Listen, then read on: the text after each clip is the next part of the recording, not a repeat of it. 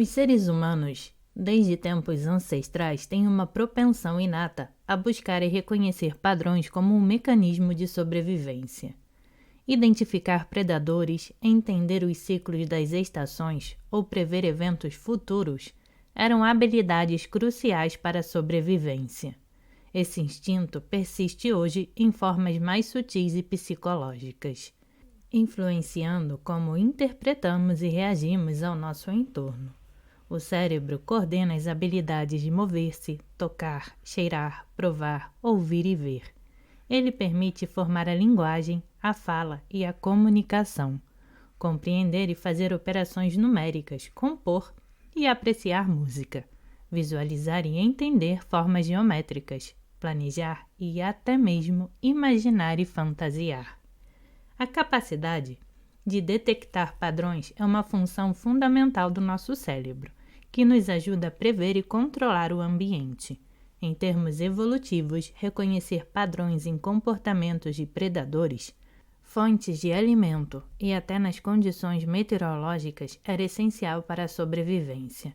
Esse comportamento não apenas aumentava nossas chances, mas também facilitava a adaptação ao meio ambiente. Na era moderna, a busca por padrões se traduz em várias formas, desde a interpretação de eventos como sincronicidades e a consulta a oráculos, até a busca por sentido em nossas experiências diárias. Para muito, essa busca por padrões oferece uma sensação de segurança e controle em um mundo frequentemente caótico e imprevisível.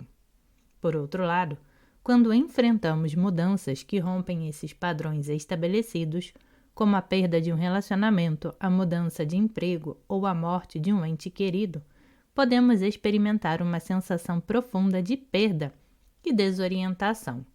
Isso ocorre porque a estabilidade desses padrões é muitas vezes confundida com um porto seguro, uma ilusão de controle e pertencimento que, quando perturbada, provoca ansiedade e sentimentos de perda. Esse apego aos padrões pode ser visto como uma forma de resistência à mudança. Quando nos apegamos a um padrão, estamos, na verdade, evitando a incerteza e a vulnerabilidade que acompanham o desconhecido. A quebra de um padrão pode ser dolorosa porque desafia nossa zona de conforto e nos força a confrontar novas realidades e emoções. A vida é feita de ciclos. Muitas vezes repetimos os mesmos padrões comportamentais, relacionamentos e decisões, como se estivéssemos presos em um disco arranhado. Essa repetição pode ser reconfortante, pois proporciona uma sensação de familiaridade. No entanto, também pode ser limitante, impedindo-nos de explorar novas possibilidades e crescer. Para romper com esses ciclos, é essencial desenvolver a capacidade de aceitar a incerteza e a mudança como partes inerentes da vida. Isso pode envolver aprender a desapegar de padrões antigos, cultivar resiliência diante da perda e abraçar novas experiências com uma mente aberta. Dessa forma, podemos permitir que nossa música pessoal continue a evoluir, em vez de ficar presa em uma repetição sem fim. O cérebro humano é programado para economizar energia e evitar a incerteza sempre que possível. Isso é um resquício dos nossos tempos ancestrais, quando a eficiência energética era crucial para a sobrevivência. A repetição de padrões familiares requer menos esforço cognitivo do que a exploração do novo. Isso explica porque muitas vezes nos encontramos presos em ciclos de comportamento ou pensamento que não nos servem mais, mas que são confortáveis e previsíveis. Ao compreender que o controle sobre o passado e o futuro é uma ilusão, podemos começar a ver a vida de uma maneira mais desapegada e presente. Aceitar a incerteza e a mudança como constantes pode nos libertar da necessidade de buscar padrões rígidos e nos permitir viver de forma mais autêntica e adaptável. A idealização de situações ou pessoas que não estão presentes é um fenômeno comum e pode ser profundamente enraizado em nossas necessidades emocionais. Quando alguém idealiza como as coisas poderiam ser, está frequentemente buscando conforto em fantasias que oferecem uma alternativa mais agradável à realidade atual. Essa idealização pode servir como uma forma de escapismo, ajudando a evitar a dor ou o desconforto presente.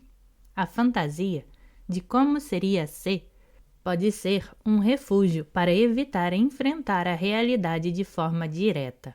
Ela oferece um espaço seguro onde tudo parece controlável e perfeito, ao contrário da incerteza e do caos do mundo real. O ego pode resistir à aproximação com a realidade, porque ela muitas vezes desafia a imagem idealizada que criamos em nossas mentes. Isso pode levar a um conflito interno entre o desejo de se conectar e a necessidade de proteger a ilusão de perfeição. Quando as pessoas se aproximam de uma realidade que contraria suas idealizações, elas podem reagir com autossabotagem. Isso pode se manifestar através de palavras ou ações que minam as relações e as oportunidades de crescimento. O medo de que a realidade não corresponda às expectativas idealizadas pode levar à autossabotagem. É uma forma de proteger o ego da decepção e da vulnerabilidade. Palavras ofensivas ou ações denigrantes podem ser mecanismos de defesa. Elas servem para afastar os outros e evitar o risco de rejeição ou falha. Este comportamento pode ser inconsciente, mas reflete um profundo medo de se confrontar com a verdade. A autossabotagem cria um ciclo vicioso. As tentativas de se conectar ou mudar são minadas, o que reforça a percepção negativa de si mesmo e dos outros, perpetuando a dor e o isolamento. O ego tem um papel central nesse processo. Ele busca proteger nossa autoimagem e nosso senso de identidade, mesmo que isso signifique evitar mudanças ou confrontar a realidade. O ego prefere a estabilidade daquilo que é familiar, mesmo que seja doloroso ou insatisfatório, a incerteza do novo.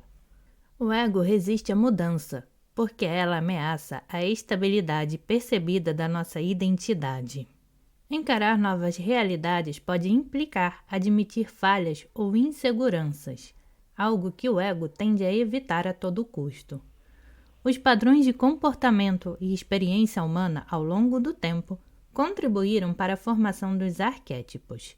Os arquétipos são conceitos ou imagens universais que surgem repetidamente na mitologia, literatura, religião e nos sonhos das pessoas. Eles foram amplamente estudados por Jung, um dos principais teóricos da psicologia analítica. Jung sugeriu que esses arquétipos são parte do inconsciente coletivo, uma camada da psique que é comum a todos os seres humanos. Os arquétipos emergem a partir de padrões recorrentes de comportamento e experiências humanas ao longo da história. Eles são essencialmente moldados por experiências coletivas. As histórias, mitos e lendas de diferentes culturas muitas vezes refletem padrões comuns de experiência humana, como o nascimento, a morte, a luta, a renovação, a busca pelo significado e a transformação. Comportamentos e emoções universais. Em cada sociedade, os seres humanos enfrentam desafios semelhantes e experimentam emoções semelhantes. Por exemplo, o medo, o amor, a alegria e a dor são universais, e as maneiras como lidamos com esses sentimentos moldam padrões comuns de comportamento. Narrativas comuns. As histórias que contamos, desde mitologias antigas até narrativas modernas, frequentemente exploram temas e personagens arquetípicos, heróis, vilões, mentores e jornadas. São exemplos clássicos de arquétipos que aparecem em muitas culturas. Por exemplo, o herói na mitologia grega, Hércules, e na mitologia nórdica, Thor. Ou a sombra, o ânima, ânimos, o velho sábio, que representam partes de nossa psique.